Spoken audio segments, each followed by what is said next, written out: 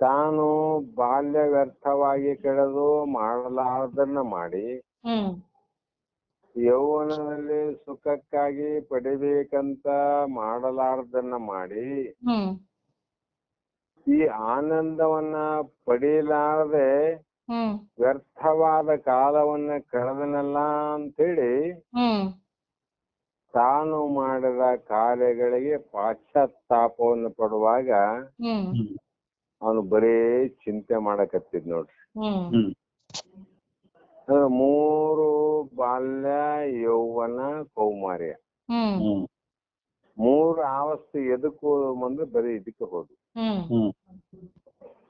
ಮತ್ತ ನಮ್ಮ ಸ್ವರೂಪವನ್ನ ತಿಳಿಲಿಕ್ಕೆ ಮೂಢಮತಿ ಅಂದ್ರ ಅವ್ರು. ಮೂಢ ಅಂದ್ರೆ ಮೂರ್ಖ. ಮತ್ತೆ ಯಾವಾಗ ನೀನು ನಿನ್ನ ಸ್ವರೂಪದ ಜ್ಞಾನವನ್ನು ಮಾಡಿಕೊಂಡು ಈ ಜನನ ಮರಣದ ಬಿಡುಗಡೆಯನ್ನು ಹೊಂದಿವೆ ಮೂರ್ಖ ಮೂರ್ಖ ಮೂರ್ಖ ಅಂತಾರೆ. ಅದಕ್ಕೆ 3 ಸಲ ಹೇಳ್ಯಾರ, ಭಜ ಗೋವಿಂದಂ ಭಜ ಗೋವಿಂದಂ ಭಜ ಗೋವಿಂದಂ ಮೂಢಮತೆ. ಅದರಂತೆ ಈ ಅಜ್ಞಾನಿ ಜನಗಳಿಗೆ ಇಕ್ಕಟ್ಟಿನಲ್ಲಿ ಸಿಲುಕಿ ಪುನರಪಿ ಜನನಂ ಪುನರಪಿ ಮರಣಂ.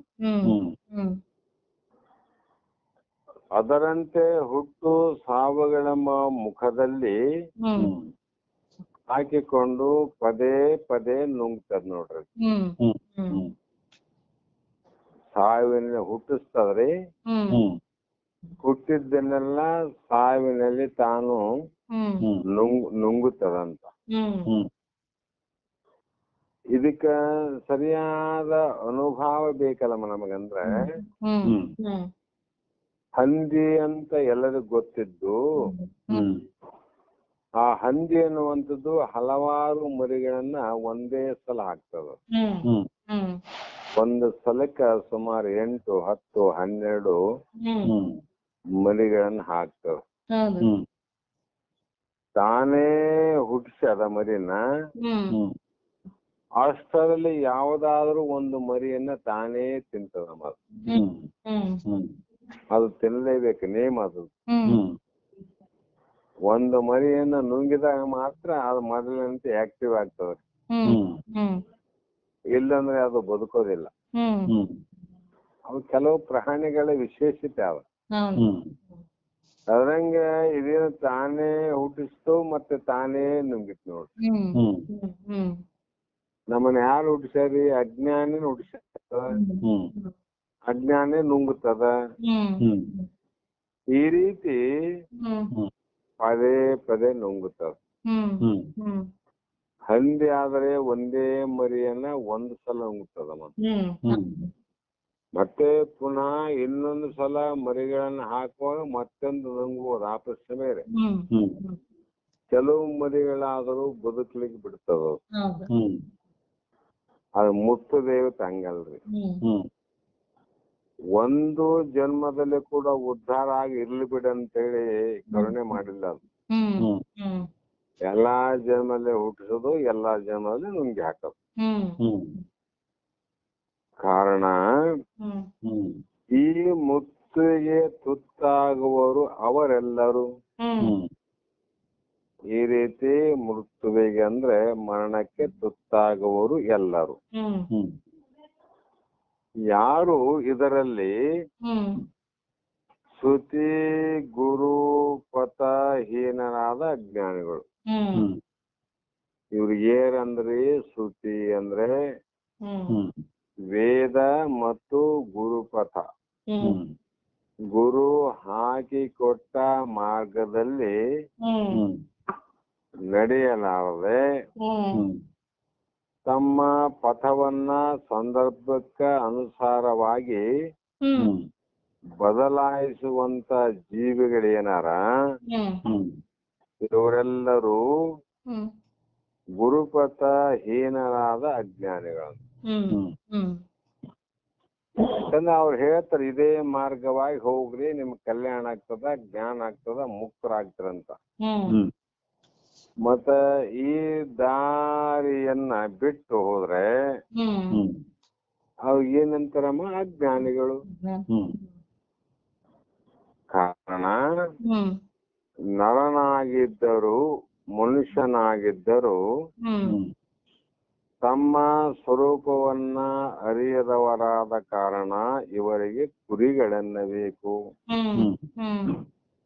ಮನುಷ್ಯ ಆದ್ರೆ ಕುರಿ ಅಂತ ಅನ್ನಬೇಕು ಅಂತ ಇಲ್ಲಿ ಹೇಳಿದ್ರು. ಅದಕ್ಕೆ ಅವ್ರು ಹೇಳ್ತಾ ಏನ್ ಮಬ್ಬನ್ರಿ ಕುರಿ ಇದ್ದಂಗ ಅಂತೀವಲ್ರಿ, ಸಹಜ ಆಡೋ ಭಾಷೆಯಲ್ಲಿ ಬಂದು ಹೋಗ್ತಕ್ಕಂತ ವಾಕ್ಯ. ಯಾರಿಗಂತೀವಿ ಕುರಿ ಅಂದ್ರೆ ಅವನಿಗೆ ತಿಳಿಯುವಂತ ಬುದ್ಧಿ ಇಲ್ಲದವನಿಗೆ ಕುರಿ ಅಂತೀವಿ ನಾವು. ಅವನು ಮನುಷ್ಯ ಅಲ್ರಿ. ನಮ್ಗ ಮನುಷ್ಯ ಇದ್ರು ಕೂಡ ಅವನ ಬುದ್ಧಿ ಹೇಗಿದೆ ಅಂದ್ರೆ ಕುರಿ ಸ್ವಭಾವ, ಅದಕ್ಕೆ ಕುರಿ ಅಂತ ಹೇಳ್ತೇವೆ ನಾವು. ಕಾರಣ ಕುರಿಗಳನ್ನ ಏನ್ ಮಾಡ್ತವ್ರಿ ಅಂದ್ರೆ ಮಾರಿ ಜಾತ್ರೆಯಲ್ಲಿ ಕುರಿಗಳು ಹಾನಿಯಾಗುವಂತೆ ಮಾರಿ ಹಬ್ಬ ಅಂತಾರಲ್ರಿ, ದೇವಿ ಹಬ್ಬ, ಮಾರಮ್ಮನ ಹಬ್ಬ ಅಂತ ಇಂಥ ಹಬ್ಬ ಜಾತ್ರೆಯಲ್ಲಿ ಕುರಿಗಳು ಏನಾಗ್ತಾವ, ಹಾನಿ ಆಗ್ತಾವ. ಅವ್ ಜೀವಮಾನ ಅಷ್ಟಮ. ಕುರಿ ಕೋಳಿಗಳನ್ನ ಯಾರು ಸಾಕಿ ಸಲಹಿ ರಕ್ಷಿಸಿ ಇಡೀ ಜೀವನ ಆಯುಷ್ಯ ಇರುವಂಗ ಬದುಕಲಿಕ್ಕೆ ಯಾರು ಬಿಟ್ಟಿಲ್ಲ. ಬಿಟ್ಟ ಮೇಲೆ ಪ್ರಯೋಜನ ಏನಾದ್ರೆ ಕುರಿ ಸಾಗಕ್ಕೆ. ಕುರಿ ಸಾಗಣೆ ಮಾಡೋವನಿಗೆ ಏನ್ ಲಾಭ ಅದಂದ್ರೆ ಬರೀ ಮೇಸದು, ನೀರ್ ಕುಡಿಸೋದು ಇಷ್ಟೇ ಮಾಡಿ ಅವನ್ ಸತ್ತಾಗ ಮಣ್ಣಾಗಿಡಕ ಕುರಿ ಸಾಕಂಗಿಲ್ಲ ಅವನು. ಎಂದಾದರೂ ಒಂದು ದಿನ ಸಾವು ತಪ್ಪದು. ಅವ್ರು ಸಣ್ಣದೇ ಇರ್ಲಿ ದೊಡ್ಡದಿರ್ಲಿ, ದೊಡ್ಡದಾದ ಕೂಡ ಮಾರಿ ಹಬ್ಬದಾಗ ಜಾತ್ರೆ ಮಾಡಿ ರುಂಡವನ್ನ ಚೆಂಡಾಡೋದೇ ಅವ್ರ ಕೆಲಸ. ಅವೆಲ್ಲ ಕುರಿ ಕೋಳಿಗಳು ಮತ್ತೆ ತಿನ್ನಕ ಸರಿ ಅದಲ್ರಿ. ಮತ್ತ ಅವನ ಬೇರೆ ಯಾವ್ದಕ್ಕ ಉಪಯೋಗ ಮಾಡಿದ್ರೇನ್ರಿ? ಇಲ್ಲೇನ ಮಾಡೇ ಇಲ್ಲ. ಎಲ್ಲವೂ ಕೂಡ ಮುಟ್ಟುವಿಗೆ ತುತ್ತಾಗ್ಬೇಕಂತ ಮಾರಿ ಜಾತ್ರೆಯಲ್ಲಿ ಕಡಿಸಂತವಂತವು. ಅದೇ ರೀತಿಯಾಗಿ ಮೃತ್ಯುವಿನ ಜಾತ್ರೆ, ಅಲ್ಲಿ ದೇವರ ಜಾತ್ರೆ ಕುರಿಗಳು ಕಡಿಸಂತವ. ಇಲ್ಲಿ ಮೃತ್ಯುವಿನ ಜಾತ್ರೆಯಲ್ಲಿ ನರ ಕುರಿಗಳು ಹಾನಿಯಾಗುತ್ತವೆ. ಮೃತ್ಯುವಿನ ದೊಡ್ಡ ಜಾತ್ರೆ ಇದು. ಈ ಜಾತ್ರೆಯಲ್ಲಿ ಯಾರು ಹಾನಿ ಒಳಗಾಗ್ತಾರಂದ್ರೆ ನರ ಕುರಿಗಳು. ಕಾರಣ ಗುರು ಪಥವನರಿಯದ ಅಂಥವರೇ ಮೃತ್ಯುವಿಗೆ ತುತ್ತಾಗ್ತಾರಂತ ಅರ್ಥ ಆಯ್ತು. ಮಾರಿ ಏನ್ ಮಾಡ್ತಾರಂದ್ರೆ ದೇವತೆ ಜಾತ್ರೆಯನ್ನ ನಿಮಿತ್ತ ಮಾಡಿಕೊಂಡು ಕುರಿಗಳನ್ನ ನುಂಗುವಂತೆ. ನೇರವಾಗಿ ಕುರಿಗಳನ್ನು ನುಂಗೋದಿಲ್ರಿ, ಜಾತ್ರೆಯನ್ನ ನಿಮಿತ್ತ ಮಾಡಿಕೊಂಡು ಕುರಿಗಳನ್ನ ನುಂಗುವಂತೆ. ಎಷ್ಟು ಕುರಿಗಳ್ರಿ, ಒಂದೊಂದು ಜಾತ್ರೆಯಲ್ಲಿ 1000 ಕುರಿಗಳು, 2000 ಕುರಿಗಳು, ಲಕ್ಷ ಕುರಿಗಳು ಅಲ್ಲಿ ಬಲಿ ಕೊಡ್ತಾರಂತ ನೀವನು ಕೇಳಿರಿ. ಅಂದ್ರೆ ಎಷ್ಟು ನುಂಗುವಂತ ಕಾರಣ ಅಂದ್ರೆ ಯಾವ್ದೋ ಒಂದು ಕಾರಣ ಅಂತ, ಮಾರಿಯೇ ಕಾರಣ ಅಂತ. ಮಾರಮ್ಮನ ಬಲಿ ಕೊಡದೈತ್ರಿ ಮನೆ ಉದ್ಧಾರ ಆಗದಿಲ್ರಿ. ಮಾರಮ್ಮನ ಜಾತ್ರೆ ಮಾಡ್ಲಂದ್ರೆ ನಮ್ಗ ಶುಭ ಆಗೋದಿಲ್ಲ ಅಂತ ಎಷ್ಟೋ ಜನರ ನೋಡ್ರಿ ಜಗತ್ತಿನಲ್ಲಿ. ನಾವು ಒಳ್ಳೆ ಶರಣರಿಗೆ, ಮಹಾತ್ಮರಿಗೆ, ಹಬ್ಬ ಹರಿದಿನಗಳಲ್ಲಿ ಸಾಧು ಸಂತರಿಗೆ ಒಳ್ಳೊಳ್ಳೆ ಒಂದು ಪ್ರಸಾದವನ್ನ ಅವ್ರಿಗೆ ತೃಪ್ತಿ ಮಾಡಿದಂಗ ಆ ಜನಗಳು ಮಾಂಸವನ್ನ ಮಾಡಿ ದೇವರನ್ನ ತೃಪ್ತಿ ಮಾಡ್ತಾರೆ ನೋಡ್ರಿ. ಎಷ್ಟು ವಿಚಿತ್ರ ಅಂತ. ಅದಕ್ಕೆ ಅವರು ನರ ಕುರಿಗಳು. ಅದರಂತೆ ಮೃತ್ಯುವು ಕೂಡ ಮನಸ್ಸನ್ನ ನಿಮಿತ್ತ ಮಾಡಿಕೊಂಡು ಮಾನವರನ್ನ ನುಂಗುತ್ತಾವಂತ. ಎಲ್ಲದಕ್ಕೂ ನಮ್ಮ ಮನಸ್ಸೇ ನಿಮಿತ್ತ ಮಾಡಿಕೊಂಡು ಆ ಮನಸ್ಸಿನಲ್ಲಿ ಏನಾದವಂದ್ರೆ ಅಧ್ಯಾಸ ಭಾವದಿಂದ ದೇಹವೇ ನಾನು ಅಂತ ಮನಸ್ಸನ್ನ ಸಾಧನ ಮಾಡಿಕೊಂಡು ಅಜ್ಞಾನಿ ಮಾನವರನ್ನ ನುಂಗುತ್ತದೆ ಅಂತ ಹೇಳಿದ್ರು. ಅಂದರೆ ಅನ್ಯೋನ್ಯ ಅಧ್ಯಾಸ ರೂಪ ಹೃದಯ ಗ್ರಂಥಿಗೊಳಪಟ್ಟ ಮನಸ್ಸು ಜನನ ಮರಣಾದಿಗಳಿಗೆ ಹೇತುವಾಗಿರುತ್ತದೆ. ಅನ್ಯೋನ್ಯ ಅಧ್ಯಾಸ ರೂಪ ಮನಸ್ಸು. ಅನ್ಯೋನ್ಯ ಅಧ್ಯಾಸ ಅಂದ್ರೇನ್ರಿ? ಕಬ್ಬಿಣದ ಧರ್ಮ ಅಗ್ನಿಯಲ್ಲಿ ಹೂಸೋದು, ಅಗ್ನಿಯಲ್ಲಿ ಇರುವಂತಹ ಧರ್ಮವನ್ನ ಕಬ್ಬಿಣದಲ್ಲಿ ಹುಯ್ಯ ಮಾಡೋದು. ಅದರಂತೆ ಇಲ್ಲಿ ಅನಾತ್ಮವಾದ ದೇಹ ಆತ್ಮನಲ್ಲಿ ಅಧ್ಯಾಸ ಆಗ್ಯದ. ಆತ್ಮನ ಲಕ್ಷಣ ದೇಹದಲ್ಲಿ ಅಧ್ಯಾಸ ಆಗ್ಯದ. ಈ ಅಧ್ಯಾಸ ರೂಪ ಹೃದಯ ಗ್ರಂಥಿ ಅಂದ್ರು. ಇದೇ ಹೃದಯ ಗ್ರಂಥಿ ಅಂದ್ರೆ ಮನಸ್ಸಿನಲ್ಲಿ ಕಟ್ಟಿ ಹಾಕಿದಂತ ಕಡಿವಾಣ ಅಂತ. ಇದನ್ನ ಬೇರ್ಪಡಿಸೋದಕ್ಕೆ ಯಾರು ಬೇಕಂದ್ರೆ ಸದ್ಗುರು ಪಥ ಅಂದ್ರು. ಇಂಥ ಹೃದಯ ಗ್ರಂಥಿಗೊಳಪಟ್ಟ ಮನಸ್ಸು ಜನ್ಮ ಮರಣಾದಿಗಳಿಗೆ ಹೇತುವಾಗಿರುತ್ತದೆ. ನಾನು ಪರಬ್ರಹ್ಮ ಪರಮಾತ್ಮ ನಿರಾಕಾರ ನಿರ್ದೇಹಿಯಾಗಿದ್ದೇನಂತ ತಿಳಿಲಾರದವನು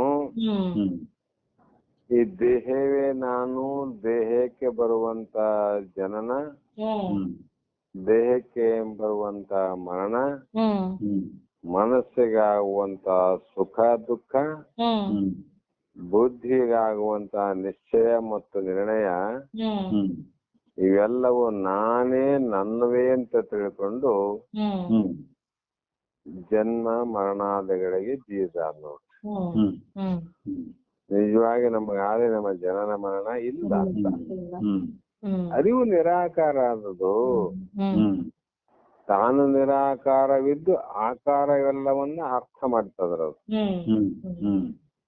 ನಿರಾಕಾರವಾಗಿದ್ದು ಆಕಾರದ ಎಲ್ಲವನ್ನ ಅರ್ಥ ಮಾಡುವಂತ ಸಾಮರ್ಥ್ಯ ಆ ನಿರಾಕಾರವಾಗಿರ್ತಕ್ಕಂಥ ಅರಿವಿಗಾದ, ನಿರಾಕಾರವಾದಂತ ಜ್ಞಾನಕ್ಕಾದ.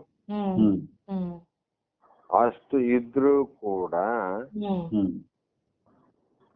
ಈ ಹೃದಯ ಗ್ರಂಥಿಯನ್ನ ಅಂದ್ರೆ ಶರೀರ ನಾನೆಂಬುದೇ ಹೃದಯ ಗ್ರಂಥಿ ಅಂತ ಇದನ್ನ ನಿರ್ಮೂಲನ ಮಾಡಿದಂತ ಬ್ರಹ್ಮಜ್ಞಾನಿಗಳು ಇದನ್ನ ಏನ್ ಮಾಡ್ರ ನಿರ್ಮೂಲನ ಅಂದ್ರೆ ಬೇರು ಸಹಿತ ಕಿತ್ತಿ ಹಾಕಿದಂತ ಬ್ರಹ್ಮಜ್ಞಾನಿಗಳು ಆ ಮೃತ್ಯುವಿಗೆ ತುತ್ತಾಗುವುದಿಲ್ಲ ಎಂಬ ಭಾವ. ಆ ಮೃತ್ಯು ತುತ್ತಾಗ್ಲಿಲ್ಲ ನೋಡ್ರಿ. ಯಾರು ಅಂದ್ರೆ ಮೊದಲು ಹೇಳಿದಂತೆ ಕೃತಾಯುಗದಲ್ಲಿ ಇರುವಂತ ಯಾರೇ ಜಮದಗ್ನಿ ಮೊದಲಾದವರೇ ಇರ್ಲಿ, ಆಮೇಲೆ ದ್ವಾಪಾರ ಯುಗದಲ್ಲಿರುವಂತ ಕೃಷ್ಣನೇ ಆಗಲಿ, ಕೃತಾಯುಗ ತ್ರೇತಾಯುಗದಲ್ಲಿರ್ತಕ್ಕಂತ ಶ್ರೀರಾಮನೇ ಆಗಲಿ, ಇವರೆಲ್ಲರೂ ಹುಟ್ಟಿದ್ರು ಮತ್ತೆ ಮರಣಕ್ಕೆ ತುತ್ತಾದ್ರು ಕೂಡ ಅವರಿಗೆ ನಾವು ಸಾಯುತ್ತೇನೆ, ನನಗೆ ಮರಣ ಇದೆ ಅನ್ನುವಂತ ಭಾವ ಅವ್ರಿಗೆ ಬರಲಿಲ್ಲ. ಹೌದಿಲ್ಲಮ್ಮ? ರಾಮ ಅವತಾರದಲ್ಲಿ ದೇಹ ಬಿಟ್ಟ, ಕೃಷ್ಣ ಅವತಾರ ತೊಟ್ಟ. ಆದರೆ ಅವ್ರಿಗೇನು ದುಃಖ ಆಯ್ತು ಅಂದ್ರೆ ಆಗ ಒಂದ್ ಎಳ್ಳಷ್ಟು ಆಗ್ಲಿಲ್ಲ ಅವ್ರಿಗೆ. ಯಾಕಂದ್ರೆ ಶರೀರ ನಾನೆಂಬ ಬುದ್ಧಿ ಇದ್ದವನಿಗೆ ಜನನ ಮರಣ ಭಯ. ಶರೀರ ನಾನಂತ ತಿಳ್ಕೊಂಡು ಅಜ್ಞಾನವನ್ನ ನಿರ್ಮೂಲ ಮಾಡಿದ ಬ್ರಹ್ಮಜ್ಞಾನಿಗಳು ಆ ಮೃತ್ಯುವಿಗೆ ಅಂದ್ರೆ ಸಾವಿಗೆ ಎಂದೂ ತುತ್ತಾಗುವುದಿಲ್ಲ ಎಂಬ ಭಾವವನ್ನು. ಅದಕ್ಕಾಗಿ ಮತ್ತೆ ಏನಾನ ಅವನು ಮುಟ್ಟೋ ಪ್ರಯತ್ನ ಮಾಡ್ತದೇನು, ಅದಕ್ಕಾಗಿ ಅವನು ಏನಾದರೂ ಕೂಡ ಮನಸ್ಸಿನ ಮೈಲಿಗೆಯಿಂದ ಅಥವಾ ವಾಸನೆಯಿಂದ ಮತ್ತೆ ಅವನು ಜನನ ಮರಣಕ್ಕೆ ಗುರಿಯಾಗ್ತಾನೇನಂದ್ರೆ ಅವನು ಎಂದೋ ದೇಹ ವಾಸನೆನ ನಿರ್ಮೂಲ ಮಾಡ್ಯಾನಂದ್ರೆ ಅವನಿಗೆ ದೇಹ ವಾಸನೆ ನಿರ್ಮೂಲನ ಮಾಡ್ಬೇಕ್ರಿ. ಬ್ರಹ್ಮನಲ್ಲಿ ತಲ್ಲೀನಾಗಿರ್ಬೇಕಂತ. ದೇಹದ ವಾಸನೆ ಬಿಟ್ಟಿರ್ಬೇಕು. ಬ್ರಹ್ಮ ವಾಸನೆಯಲ್ಲಿ ಕೂಡಲು ತಪ್ಪಲ್ಲ. ಅಂತವನಿಗೆ ಮರಣವೇ ಇಲ್ಲ ಅನ್ನುವಂತ ಭಾವ ಅಂತ ಹೇಳಿ ಚಿತ್ತು ನಿಮಿತ್ತವಂ ಕೈಗೊಂಡು ನಿರ್ದಯದಿ ಚಿತ್ತ ನಿಮಿತ್ತವಂ ಗೈಯಲೊಂದು ನಿರ್ದಯದಿ ಮೃತ್ಯುದೇವಿಯು ವೇದ ಗುರು ಮಾರ್ಗ ದೂರದಿಂ ವರ್ತಿಸುವ. ಯಾರಿಗಂದ್ರೆ ಈ ಗುರು ಮಾರ್ಗ ಗುರು ಶ್ರುತಿ ಯಾವ್ದು ಬೇಕಾಗಿತ್ತು ಇವರಿಗೆ.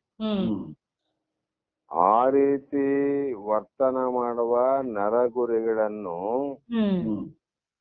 ಆತ್ಮ ತಾದಾತ್ಮ ಸಂಧಿಯೋಳು ಹತ್ತಿ ಹಿಡಿದು ಮತ್ತೆ ಸಂಶಯ ಅಂದ್ರು ನೋಡ್ರಿ.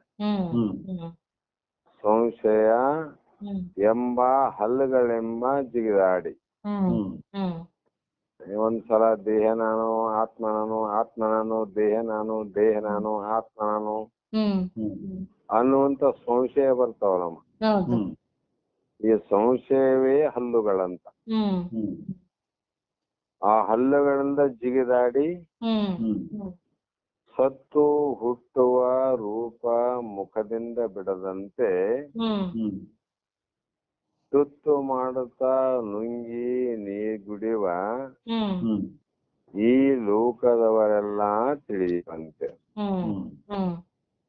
ಈ ಜಗತ್ತಿಗೆ ತಿಂದು ನೀರ್ ಕುಡಿ ಎಷ್ಟೆಲ್ ತಿಂದು ನೀರ್ ಕುಡಿಬಿಟ್ರೆ ಅಂತೀವಲ್ರಿ, ಅದಂಗ ಮೃತ ದೇವತೆ ಯಾರಿಗ ಕಾಣಲಾರ್ದಂಗ ಗೊತ್ತಿಲ್ಲದಂಗ ನಮ್ಮನ್ನ ನುಂಗಿ ನೀರ್ ಕುಡಿದು ಆರಾಮ್ ಡೇಗೆ ಹೊಟ್ಟೆ ತುಂಬಿತು ಅಂತ ಕೈ ಆಡಿಸಿದಂಗ ಈ ಮೃತ್ಯುವಿನ ಕಾರ್ಯ ಮಾಡ್ತದ. ಯಾರಿಗೆ ಅಂದ್ರೆ ಅಜ್ಞಾನಿಗಳನ್ನ ಕುರಿತು. ಜ್ಞಾನಿಗೆ ಮೃತ್ಯು ಮುಟ್ಟಂಗಿಲ್ಲ ಅಂತ ನಾ ಮೊದಲು ಹೇಳಿದ್ನಲ್ಲಮ್ಮ. ಜಗತ್ತಿನಲ್ಲಿ ಹುಲ್ಲೇ ಹುಟ್ಲಿ, ಮಾನವನೇ ಹುಟ್ಲಿ, ರಕ್ಕಸನೇ ಹುಟ್ಲಿ, ದೇವತೆಗಳೇ ಹುಟ್ಲಿ, ಅವತಾರ ಪುರುಷರೇ ಹುಟ್ಲಿ, ಹುಟ್ಟಿದ್ದನ್ನು ಮುಟ್ತದ ಅವರ. ಅವ್ರು ಕೃಷ್ಣ ದೇಹ, ರಾಮನ ದೇಹ, ಜಮದಗ್ನಿಯ ದೇಹ ಮುಟ್ಟಿತು ವಿನಃ ಆ ನಿಜವಾದ ಕೃಷ್ಣನನ್ನ, ನಿಜವಾದ ರಾಮನನ್ನ, ನಿಜವಾದ ಜಮದಗ್ನಿ ಮುಟ್ಟಿಲ್ಲ. ಅದು ದೇಹ ಅಸತ್ತು, ಸ್ವರೂಪ ಸತ್ತು. ಅದಕ್ಕೆ ತಮ್ಮ ಸ್ವರೂಪವನ್ನ ಅದು ಮುಟ್ಟಂಗಿಲ್ಲ. ಇದು ಗೊತ್ತಿಲ್ಲದವ್ರಿಗೆ ಮಾತ್ರ ಮುಟ್ಟೋದು ಬಿಡಂಗಿಲ್ಲ ಅಂತ. ಈ ರೀತಿ ಅಜ್ಞಾನಿಗಳು ಮನೋಮಾಲಿಗೆ ತುತ್ತಾಗುವಂತೆ ಕುರಿಗಳು ಮಾಲಿ ಜಾತಿ ಗುರಿಯಾದಂಗ ಅಜ್ಞಾನಿಗಳು ಮನಸ್ಸು ಎಂಬ ಮಾಲಿಗೆ ತುತ್ತಾಗುವಂತೆ ಸುಜ್ಞಾನಿಗಳು ಆಗುವುದಿಲ್ಲ ಅಂತ ಹೇಳಿದ್ರು ನೋಡ್ರಿ. ಆದರೆ ಅಜ್ಞಾನಿಗಳಿಗೆ ಮನಸ್ಸು ಇರುವಂತೆ ಅಜ್ಞಾನಿಗಳ ಮನಸ್ಸಾದಿಲ್ಲಮ್ಮ. ಹೌದು. ಅವ್ರಿಗಿದ್ದಂತೆ ಸುಜ್ಞಾನಿಗೂ ಮನಸ್ಸಿರ್ತದ. ಅಂದ ಮೇಲೆ ಆ ಮನಸ್ಸು ಬಂಧಕ್ಕೂ ಮೋಕ್ಷಕ್ಕೂ ಮನಸ್ಸೇ ಕಾರಣವೆಂಬುದು ಶಾಸ್ತ್ರ ಸಿದ್ಧಾಂತ. ಅವರಲ್ಲೇ ಮನಸ್ಸಾದ, ಇವರಲ್ಲೇ ಮನಸ್ಸಾದ. ಆ ಮನಸ್ಸೇ ಬಂಧನಕ್ಕೆ ಕಾರಣ ಆಯ್ತು, ಬಿಡುಗಡೆಗೂ ಕಾರಣ ಆದದ್ದು ಮನಸ್ಸೇ. ಇದು ಶಾಸ್ತ್ರ ಸಿದ್ಧಾಂತ. ಆದರೆ ಮಲಿನವಾದ ಮನಸ್ಸು ಬಂಧಕ್ಕೂ ಶುದ್ಧವಾದ ಮನಸ್ಸು ಮುಕ್ತಿಗೂ ಹೇತುವಾದುದರಿಂದ ಅದು ಬೀಜ ಅಂತ. ಮಲಿನವಾದ ಮನಸ್ಸು ಬಂಧಕ್ಕೆ ಬೀಜ ಆಯ್ತು, ಶುದ್ಧವಾದ ಮನಸ್ಸು ಮುಕ್ತಿಗೆ ಬೀಜ ಆಯ್ತು. ಆದುದರಿಂದ ಬ್ರಹ್ಮಜ್ಞಾನಿಯೂ ಸಹ ಮನೋನೈರ್ಮಲ್ಯವನ್ನ ಮಾಡಿಕೊಳ್ಳುವುದು ಯೋಗ್ಯವಲ್ಲವೇ? ಇವನು ಬುಡಂಗಿಲ್ರಿ, ತಿಕ್ಕಿದ್ದು. ಅವರಲ್ಲಿ ಮನಸ್ಸಾದ, ಇವರಲ್ಲಿ ಮನಸ್ಸಾದ. ಮಲಿನ ಮನಸ್ಸು ಬಂಧನಕ್ಕೆ ಕಾರಣ ಒಪ್ತೀವ್ರಿ. ನಿರ್ಮಲವಾದ ಮನಸ್ಸು ಬಿಡುಗಡೆ ಕಾರಣ ಅಂತ ಅದ. ಅಂದ್ಮೇಲೆ ಈ ಬ್ರಹ್ಮಜ್ಞಾನಿಲು ಮನಸ್ಸಾದಲ್ಲ, ಆ ಬ್ರಹ್ಮಜ್ಞಾನಿ ಸಹ ಮನಸ್ಸಿನ ನೈರ್ಮಲ್ಯವನ್ನ, ಮಲಿನವನ್ನ ಕಳೆದುಕೊಳ್ಳಲಿಕ್ಕೆ ಆ ಮನಸ್ಸು ಆತನಿಗೆ ಯೋಗ್ಯವಲ್ಲವೇ? ಹಿಂದೆನೆ ಹೇಳ್ಯಾರೆ, ಮತ್ತೆ ಬಿಡವಲ್ಲ ಅವನು ಶಿಷ್ಯ. ಯೋಗ್ಯ ಅಲ್ಲವೇ ಅಂದ ಪ್ರಶ್ನೆಗೆ ಪಕ್ಷಿಯು ಚರಣ ಧೂಳು ಆಕಾಶಕ್ಕೆ ಅಂಟರುವಂತೆ ಶರೀರತ್ರಯಗಳ ಗುಣ ಧರ್ಮಗಳು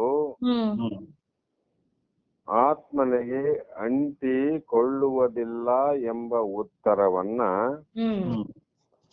ಮುಂದಿನ 92ನೇ ಶ್ಲೋಕದಲ್ಲಿ ಅಥವಾ ವೃತ್ತದಲ್ಲಿ ಉಪದೇಶವನ್ನ ಮಾಡಲಿದ್ದಾರೆ.